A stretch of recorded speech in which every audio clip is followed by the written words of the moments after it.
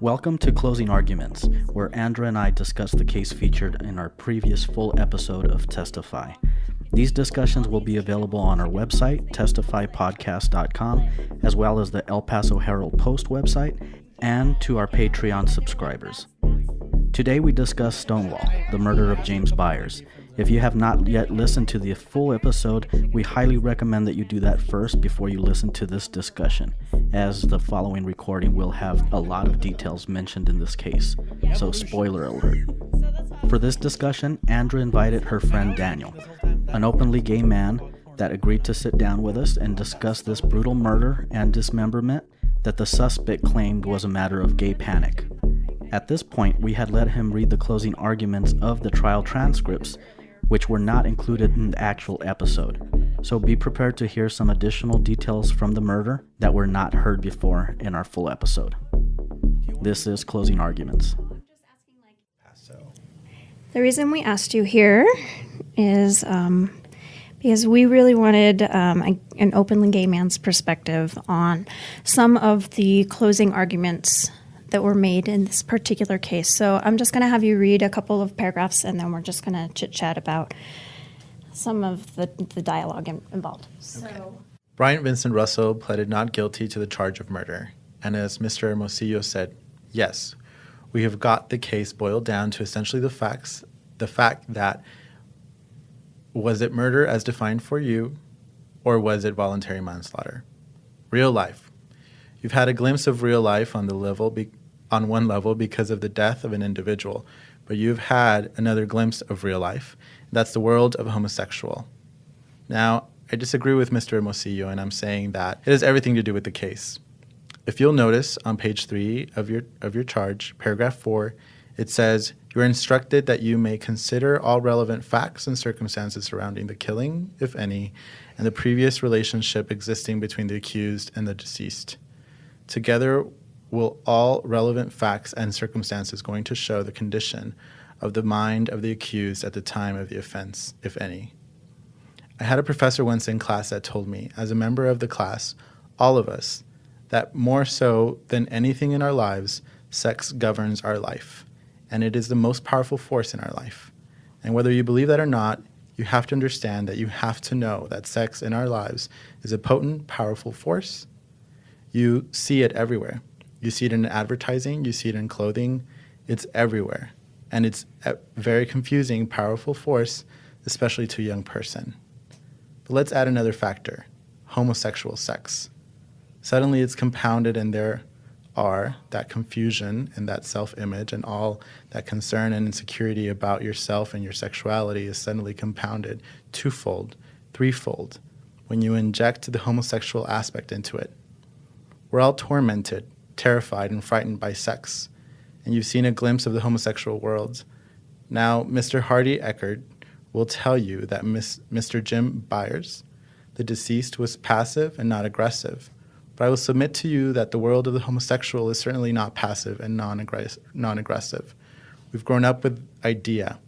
We've stereotyped over the years that a homosexual is soft and sissy.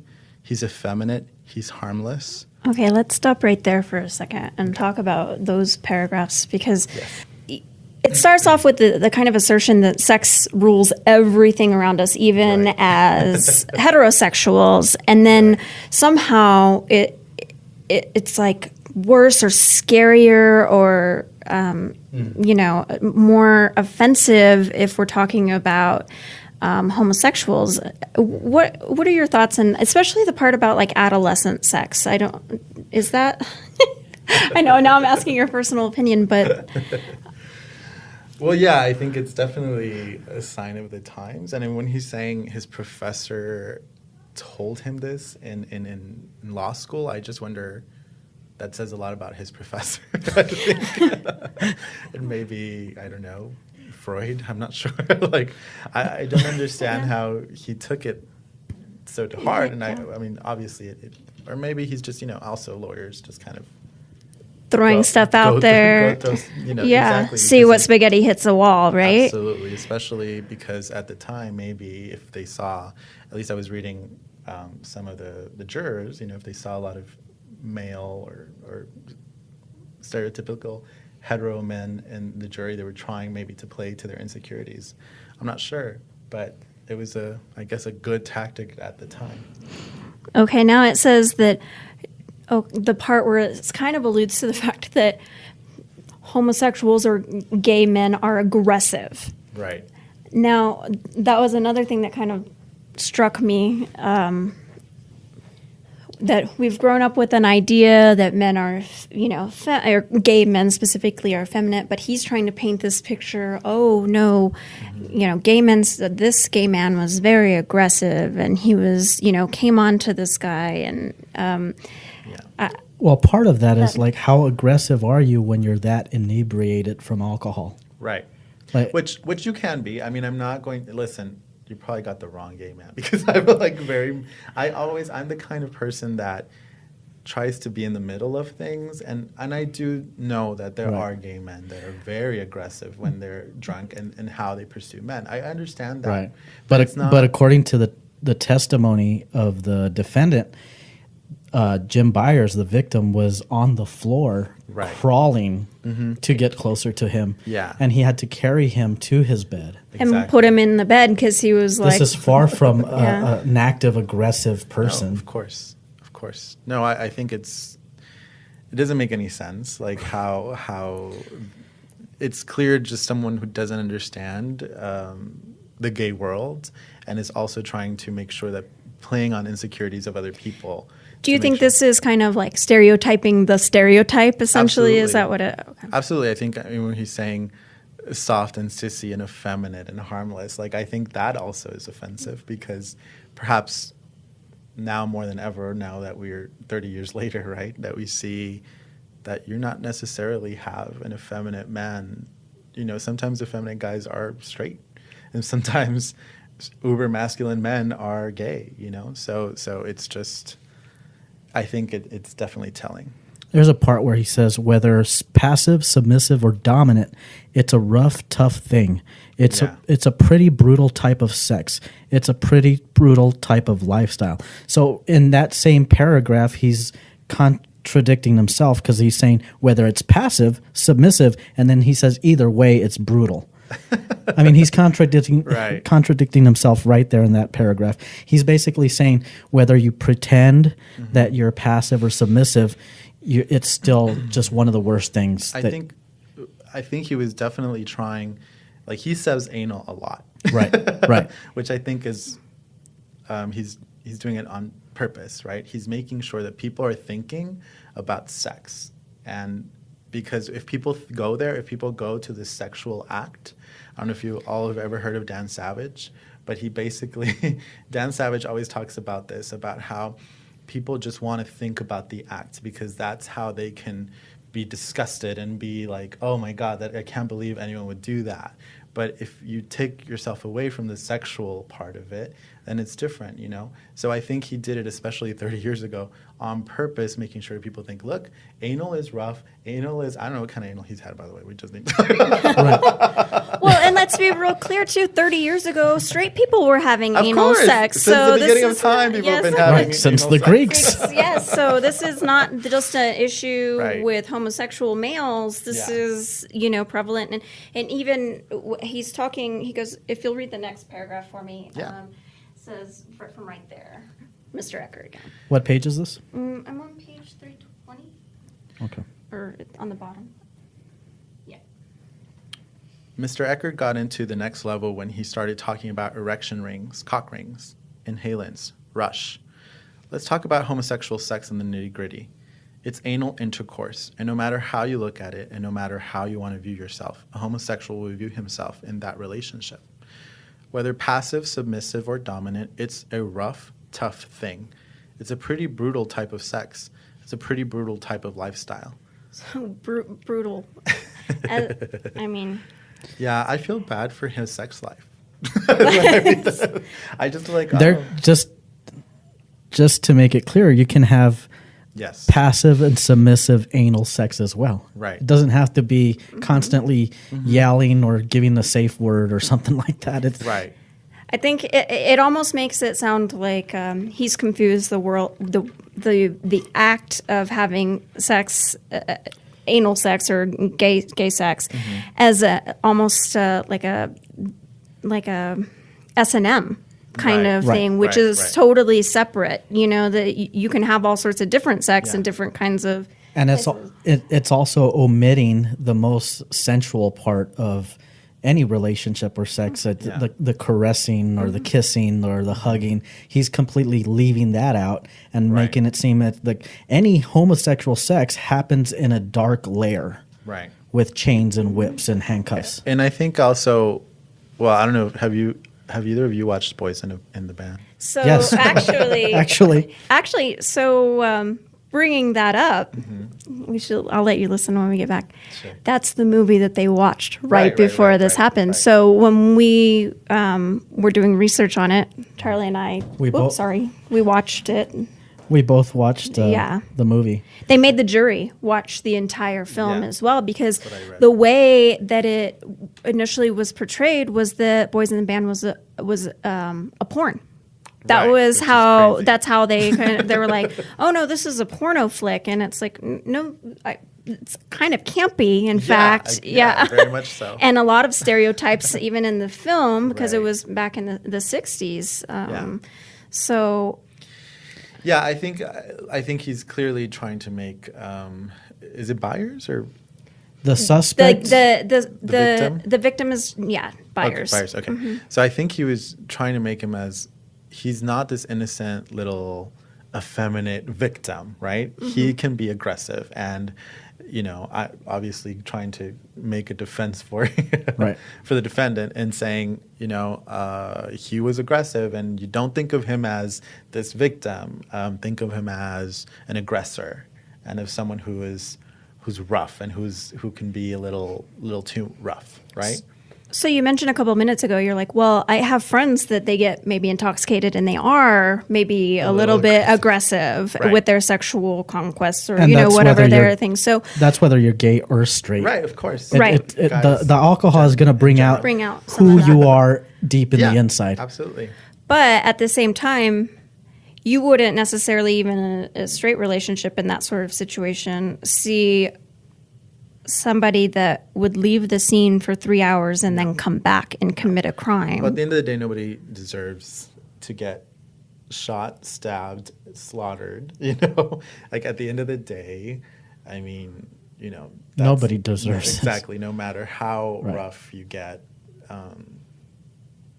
as a drunk person. So one of the other things that was brought up in this trial was the fact that the suspect actually had several opportunities to leave the apartment and didn't. Right. Now, I don't want to, blame him for not leaving, because that's another, you blame females like, well, why didn't you just leave? And then they get raped or something. But as a man, would you not think, if you were so threatened by someone's sexuality, because that is kind of a stereotype, well, like, I feel uncomfortable with this, that you would have left the scene before that point? I think, in my experience, when guys are this threatened by a gay man, it's usually something else going on in their being, right? So this defendant, I forgot his name, young 21-year-old Russell. I think he was struggling with some stuff, and I think he was probably blaming himself and maybe not coming to terms with it and acting out because he felt angry towards himself, right? So I think for whatever reason, I don't know his background, I don't know where he came from or his family, but for whatever reason, he felt that at that time that was what he needed to do, even though it's clearly just heinous and just out there. But I do feel that there was something in him that told him to stay and wanted to, perhaps was curious about what was going on, and then later on felt like, oh my God, I need to just bury this so that nobody finds out. Have you ever had that experience with any other person in your life? Yeah, so... Oh, I don't know if I want to talk about that. But it has happened to you before, so you're familiar with that. Yeah, kind I've of actually have been with quote unquote straight guys, and that's that's a whole nother thing. It's a whole nother podcast. But yes, I have been with guys that are curious that no one would ever find out that they've been with a guy, and that would never let anyone allow to know. And that if I would to ever tell anyone, I'm sure there would be big consequences for me, you know? Right. So I think, yeah, definitely. So you're familiar with that type. So you already read a lot of the closing arguments and the documents that Andra gave you. Let's say this person, Brian Russell, was convicted and he was sentenced to prison for 99 years. He's still there to this day. Yeah. If there was an opportunity, just out of sheer curiosity, to talk to him, what type of questions would you want him to answer? Well, I want to know, first of all, what he feels now. How does he feel today? Does he feel remorse? Does he feel like, it's just a different life? I would also want to know what his upbringing was and why he felt like he should be there to begin with. Why was this the option that he took? Yes, to murder somebody? Not just murder, but basically the true definition of overkill, where he That's a hate crime. shot him in the head twice. He stabbed him in the heart 5 times. He had trouble getting the knife out of his chest, so he had to use 2 hands. And I'm just saying this because those are moments in time that you can stop. Yeah. Those are the moments where, of course. And he decided to continue cutting his throat. There's 2 cuts that go from ear to ear. And then there's also the dismemberment. There's many times throughout this whole scene that he could have stopped. Right. And even at the point when he stopped, he still went days planning to remove the body. And he carried it out, put it in the trunk. He went back home to get some stuff, white trash bags from his apartment and gloves, and he came back. And then he went to get a storage unit. This was not a crime of panic. Right. It was not really a crime of passion. Right. This was something that most people wouldn't be able to do. Right. Right. I mean, one thing is to kill someone. Another thing is what he did to Byers. And I agree with you. I think that needed to have been in his head. I mean, this is all a series of calculations in your head and a long time. So I don't see how it would have just been, in the moment I was upset and I just acted upon my rage. It was definitely thought about. And merely speculating, I'm assuming he didn't have a prior criminal history. He was 21. Right. He was going to UTEP. He came from Albuquerque. He was staying in his mother's owned condo there at the Camelot. So he had a privileged life. Right. Do you, and this is just guessing, nobody knows, but do you think this is something from his earlier social development, that something that was in him, or maybe genetic? What do you think actually causes somebody to... This is possibly the first crime he's committed. Right. But we also spoke to a detective from the Crimes Against Persons unit that says in a lot of cold cases and in a lot of studies, when there's been a murder and dismemberment, that person has usually had practice before. I mean, That makes sense. do you think that I just don't see how a regular person is capable of doing something like this. Yeah. I watch a lot of Forensic Files, so just so you know. So it usually starts with a cat or a dog. And like during Halloween, we talk about it. So animal abuse and yes. I didn't even think about that, to be honest with you. Makes total sense. I mean, yeah, because I wouldn't be able to stab someone probably twice. Like maybe I'll be able to stab someone once if I'm in self-defense. I'm not so sure I would be able to take it out and then go four times and then slit someone and then dismember. Well, or there's the other question of if he perhaps was wrestling with all these issues of his own sexuality. Right. And perhaps his upbringing told him that was very wrong. And somehow there was a switch in his brain, like, I can't be this. I can't like this. I can't be into this. I have to fix it. And so maybe there was just some sort of other thing involved. Like I said, a lot of times it is religion, depending on how you were brought up, or or how your parents raised you. That you can't be yourself. Can we talk about the AIDS thing really quick? Because I please. mean, that's something that really bothered me. Yeah. And let me tell you why. I'm from San Antonio. I've been here 9 years. I don't know, 9 years or something like that here in El Paso. So pretty much from El Paso now. But in San Antonio, when I was, I had a personal trainer. He was really cool. He was from the Midwest. He was a good personal trainer. He once told me, hey, you don't have AIDS, right? And I thought, what? This was like 9 years ago, okay? And I was like, no, why? And he was like, oh, because the other trainers, they're like, oh, aren't you scared? Like if he drops like the weights and he starts bleeding, that you're like, he has AIDS and you're going to get it? And this was only 10 years ago. Yes. And I couldn't believe, first of all, that was a conversation happening. Second of all, that he had the gall to ask me. And third, that was something that he thought I would be okay with just talking about. And so I finished my workout, I left, and then I canceled my membership.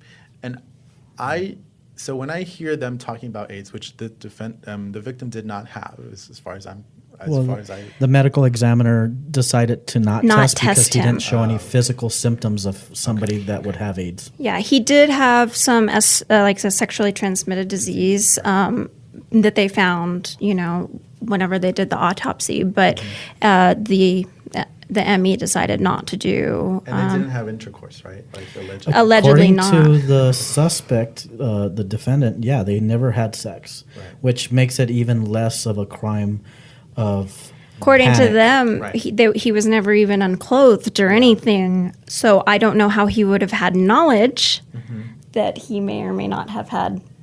So I think there's a couple possibilities, like kind of going with that. Like I think there's, of course, the internalized homosexuality option.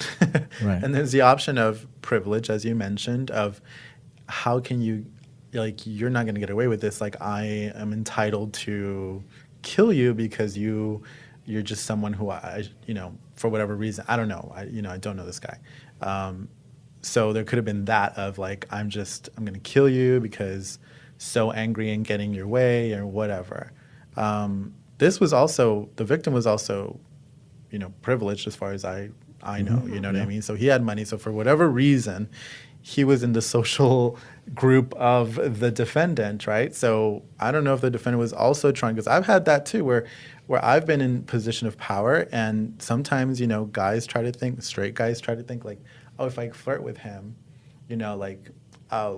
he's going to let me, get off early or leave early, give me a little raise. And sugar daddy situation, or buy me something. Right, which is so disrespectful. Like, I would never take that into consideration. But so that's the other thing, right? I don't know what that is. That's a new piece of the puzzle. But the AIDS thing, too, I think in the 80s, that's definitely... Let me go a little off track. I'll tell you my personal opinion about what I think happened. Go ahead. I think it was a young 21-year-old white male privilege that was curious. Right. And do you know about Beto? No, I never told him about Beto, and that go was ahead my face. and fill him in on Beto. Consider that and then option. I'll go back into my theory, my hypothesis. So the day that this happened, they lived in the same complex, the victim and the suspect, just like in different parts of where the Camelot is up there on Stanton. Okay, so this was happening, or else yeah. This was in '88. I have We're friends fine. there, actually. Yeah, you're fine. So they've changed the carpet since. Yeah. Oh, good. Yeah, we went and checked. So the suspect, Russell, met Byers' friend who was living with him, who was a younger guy named Beto. And for the longest time, we couldn't figure out, like, where did Beto go? Where did Beto come from? Because he was apparently living with the victim for a period of time, left. And then months later, Russell came and looked for his phone number. That's what he was trying to find. Well, we'd looked through all the court documents for, the police records. Nothing ever gave us an indication. Apparently, Beto moved back to Austin. Okay. Well, when we're reading through the court transcript, we realize, Eckert, which was one of the witnesses at the scene when the first police officer showed up. He was called to testify. Yeah. And apparently he knew Beto much more than the police knew Beto.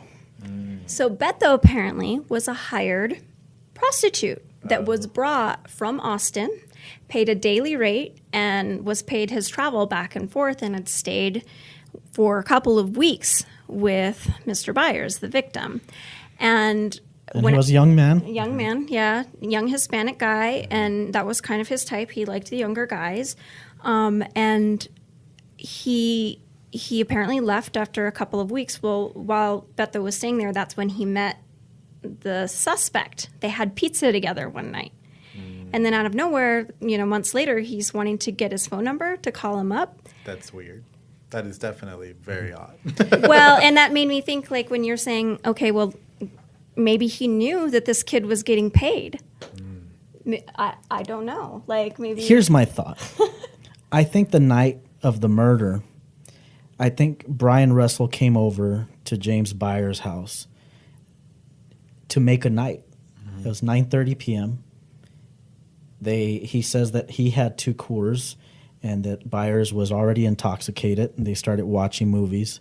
They watched Amadeus, and then they watched The Boys in the Band, which Russell still, in his statement, considered that a porno movie. And it's by far anything but. Right. It's definitely not. Now, in my personal opinion, and I'm just speculating, I think there was a moment of intimacy, and then when James's Byers' clothes came off, I think he saw the genital warts.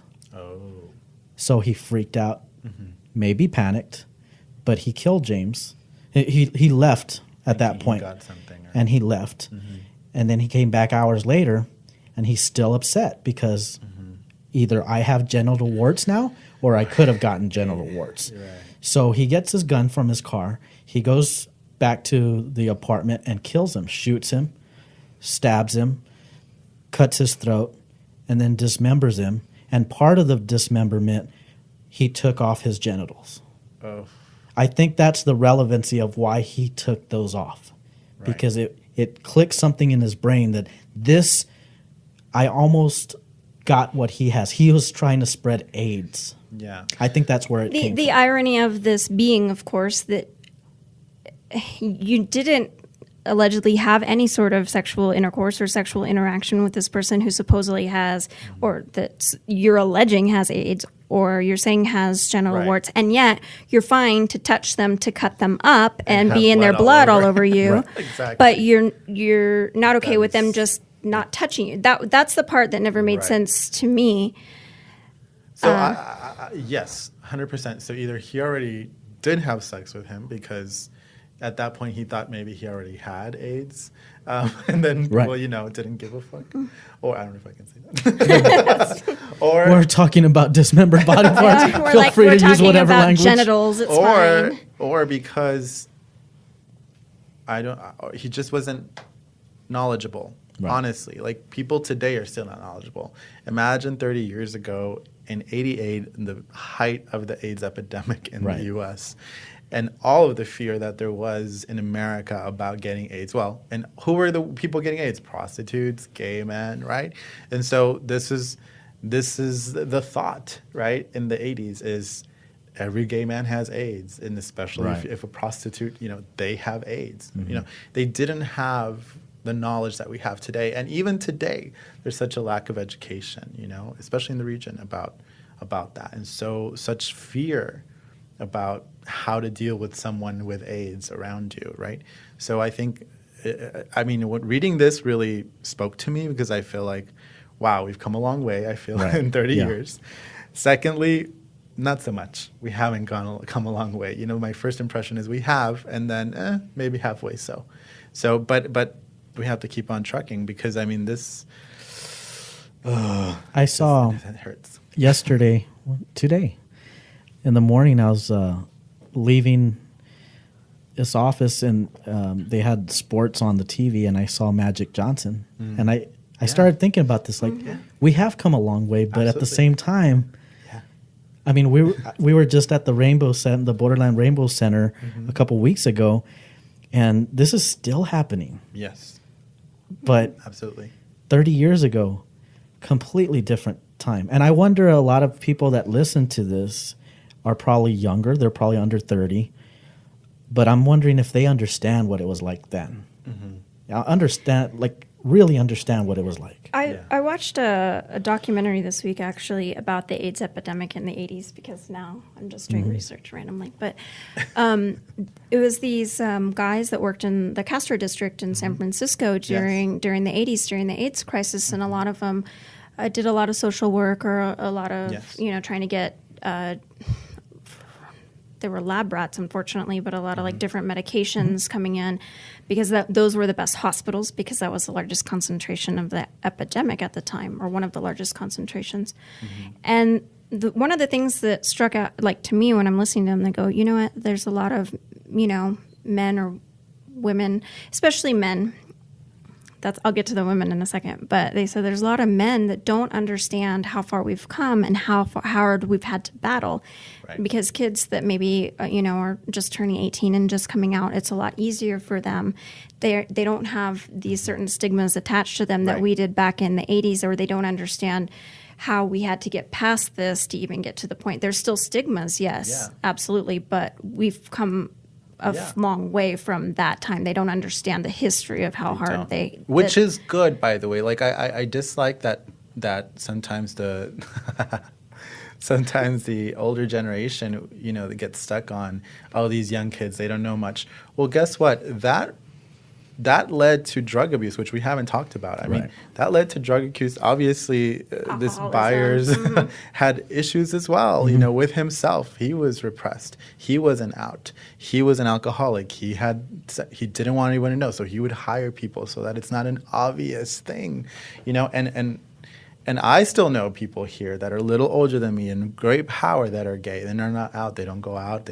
They're just very with themselves, And so I think it's a good thing, because then that leads to drug abuse, and that leads to... So AIDS wasn't just sexually transmitted, right? Let's talk about the drug use and all of that. Right. So, and that's also because of self-hatred and trying to get away from all of that. Not just vices like sex or needle use, but a lot of people were also contracting the disease through blood transfusions and different, donating plasma, things like that. Yeah. So it went from what they were calling the gay plague to anyone, absolutely, including children. Ryan White, one of the stories of them trying to push him out of school when he tested positive for HIV, and it was around that time that you started seeing celebrities advocate, because they started seeing, wow, this is getting really out of hand. Right.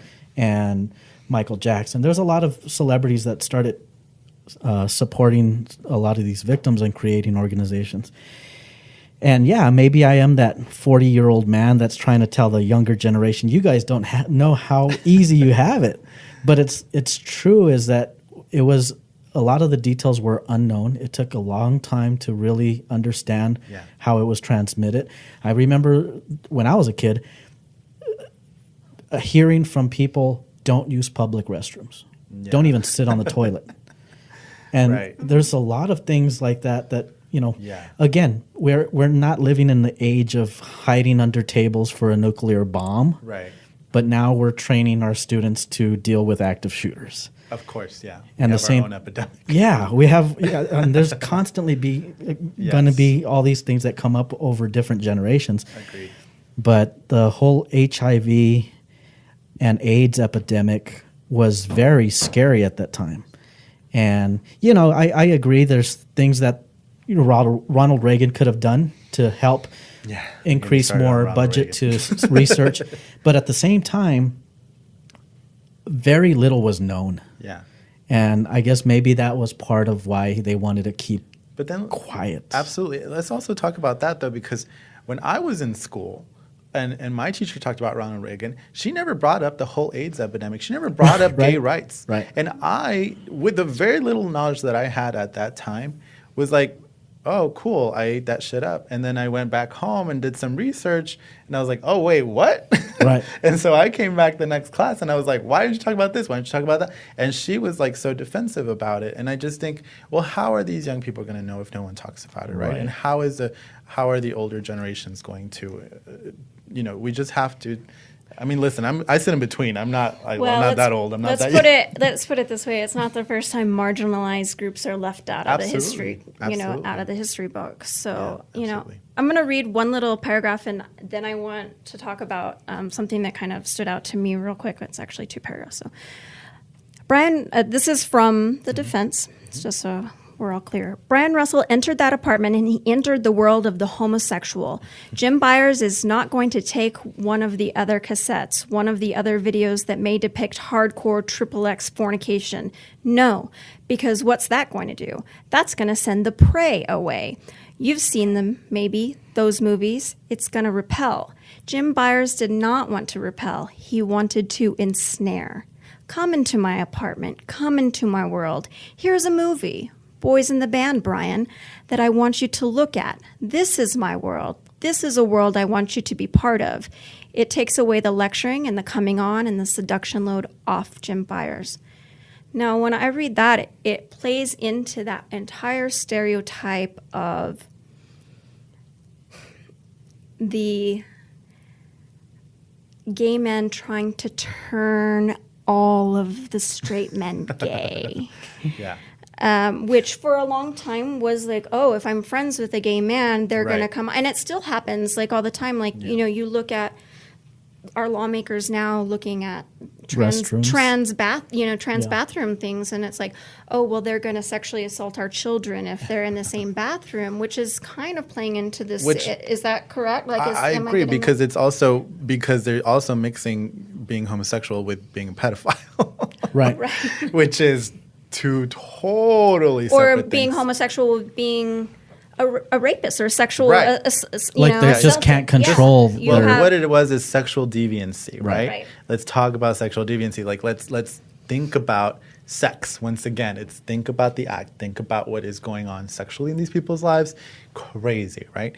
And it's just like what? Like, and I agree with you 100%. It is prey, and this verbiage is very specific and it's very thought out because he's wanting to make sure that the jury thinks, paints a picture for them, right? He's painting a picture. But I mean, come on, Boys in the Band, come on. Right. I think that was... And if anybody wants to watch Boys in the Band, it's on YouTube, the full movie. It's now on. Well, it's now a Broadway. It was on Broadway for like a short minute with all these celebrities. Yeah, I think it still might. Yeah. I mean, this is like he is suddenly confronted with an aging homosexual, a chicken hawk, a queen, if you will, who may or may not have had AIDS, who didn't have AIDS, as the report showed, but he doesn't know that. He can assume that. The police told you that they assume when they're handling evidence that the victim is homosexual, assume that the person had AIDS. And that's accurate. I mean, we look at those police reports and it says victim was homosexual, treat as AIDS victim on all those reports. And so obviously the problematic thing that we're looking at when we open this case, and this was one, neither of us even knew this murder happened. So we're pretty knowledgeable on a lot of cases, and somebody actually sent this one to us. Wow. And so we kind of were like, oh, let's check it out. And I think both of us have gotten kind of attached to it because we feel like not only was the murder senseless, but the defense is like maddening. Yeah, it's insult to injury for sure. Yeah, it's insulting for sure. And then obviously you have to take everything with a historical context. Right. So yes, 1988. Yes, AIDS epidemic. They're still, seeing if the AZT works. If they're trying to figure out different things. But just to see that character assassination of this man simply because he was gay throughout every single document that we looked at was a little troubling for us. Did he have family here, and did they have like any? They were. Or does he have family? So The victim, no. The victim, yeah, originally from East Texas, a rancher. Oh. Kind of like, an old cowboy. I'll show you a picture soon. I've got it. He's, an older guy. Tall, like 6 foot, skinny. Byers? Yeah. 6 foot, 140. Not. Yeah. Just not a big heavyweight of he wasn't what you would consider like a threatening. Yeah. Right. No, he's like kind of scrawny. Did you read paragraph 16 on number 16?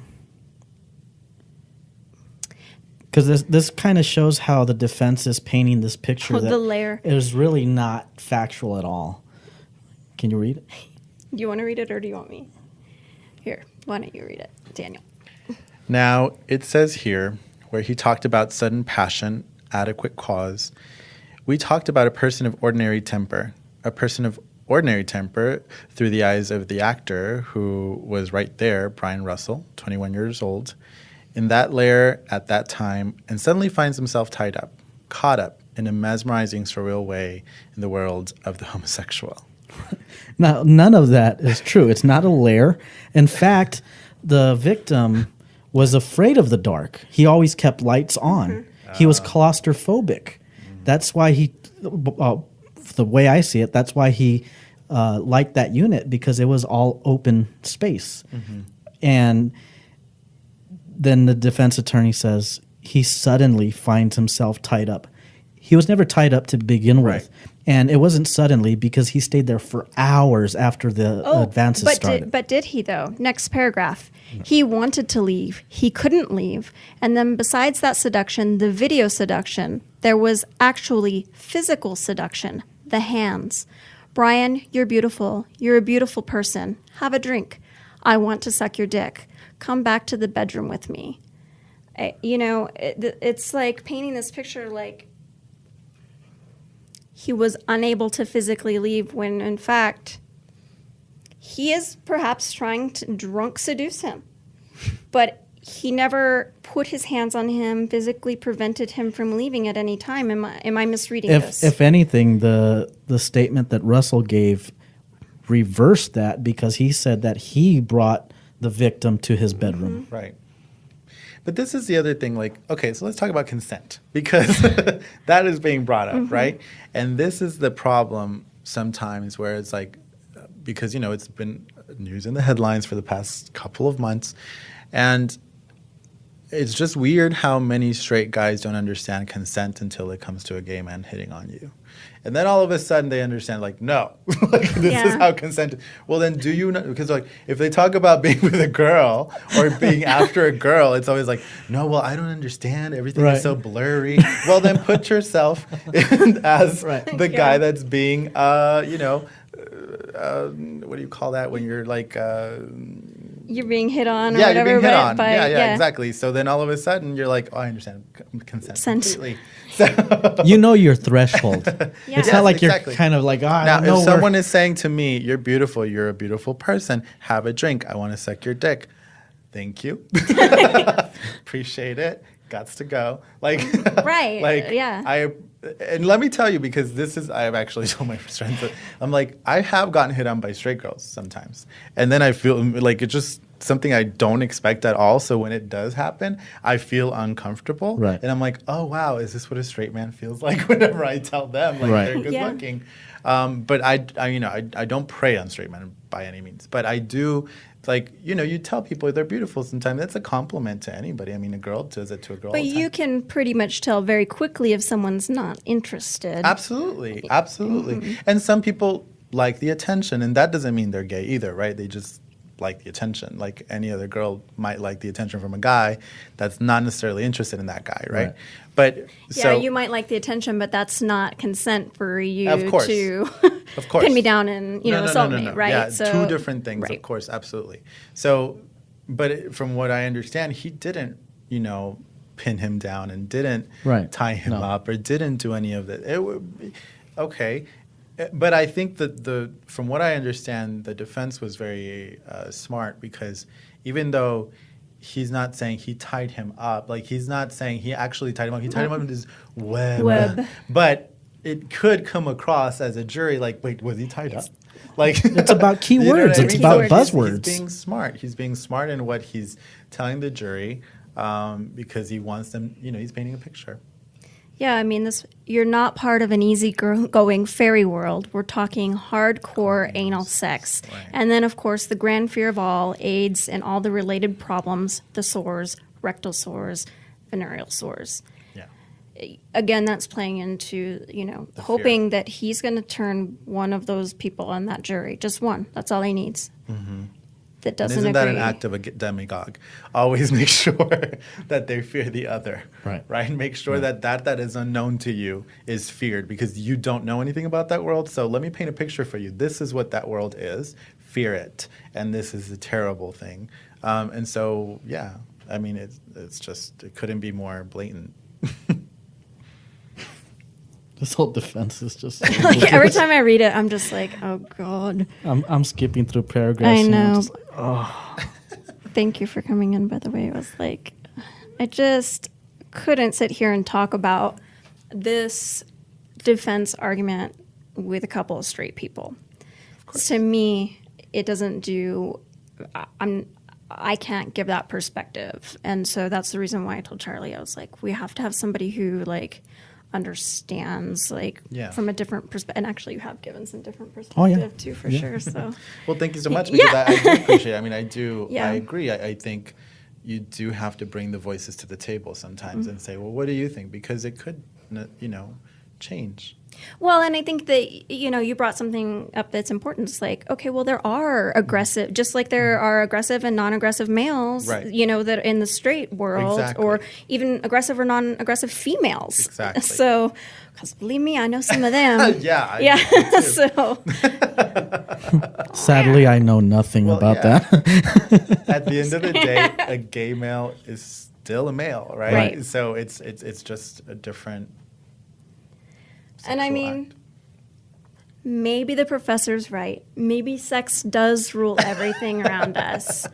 But it doesn't mean that you're completely unable to leave certain situations or to not consent or to consent to certain things, and that a person deserves to live or die based off of... Well, the appropriate thing at that time should have been, if this was all happening, he could have called the cops, or even just never again see him. But not only to kill him, but to, like, brutally kill him. I mean, that just shows an act of rage and that's a lot of issues. I think that's a really important part to this, because this is a young 21-year-old white male in college living at his mother's townhome in the nice part of town.